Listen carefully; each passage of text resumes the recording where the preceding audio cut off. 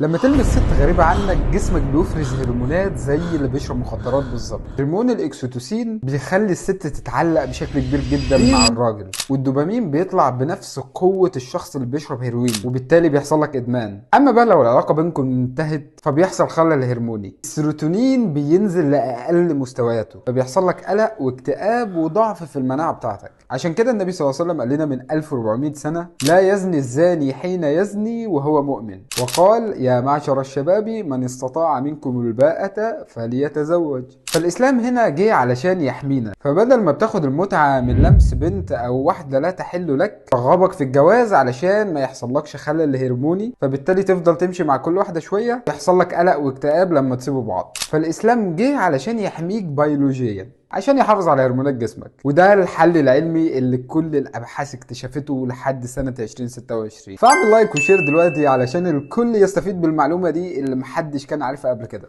وتخيل كمية الثواب اللي هتاخدها لو حد اتجوز من ورا الفيديو ده.